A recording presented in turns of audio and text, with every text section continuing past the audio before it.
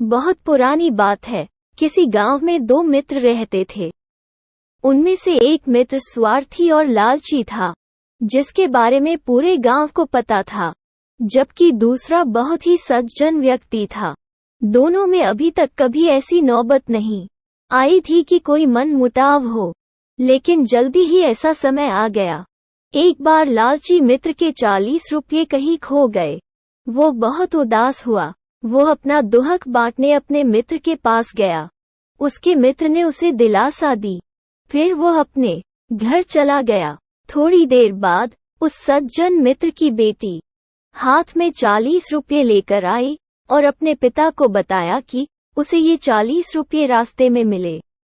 उस लड़की के पिता अपने मित्र के पास गए और उसे बताया कि उसके जो 40 रुपये खो गए थे, वो रुपये उसकी पुत्री को मिले हैं। इतना कहकर उसने सभी पैसे अपने मित्र को दे दिए। रुपये देखकर उसके मन का लालच जाग गया।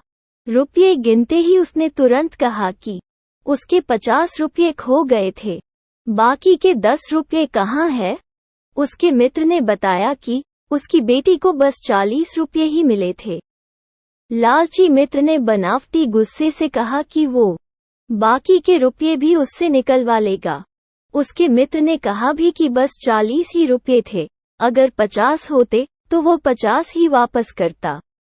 लेकिन लालची मित्र नहीं माना। लालची मित्र पंचायत में चल गया और उनसे शिकायत की कि उसके मित्र और उसकी बेटी ने उसके 10 रुपये रख लिए हैं। दूसरे दिन पंचायत बुलाई गई।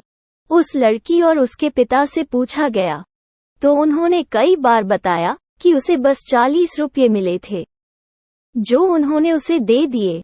अगर उन्हें रुपये चोरी करने ही होते तो वो 40 रुपये भी क्यों देते? यह एक अजीब सी समस्या थी, जिस पर पूरे गांव की नजर थी। पंचों को पता चल गया था कि लालची व्यक्ति झूठ बोल रहा है। उन्होंने कुछ देर आपस में विचार विमर्श किया। थोड़ी देर बाद उन्होंने फैसला दिया, चूंकि आपके 50 रुपये खो गए थे और इस लड़की को 40 रुपये मिले हैं, तो पंचायत ने यह फैसला किया है कि वो 40 रुपये भी तुम्हारे नहीं हैं, क्योंकि तुम्हारे 50 रुपये खोए थे।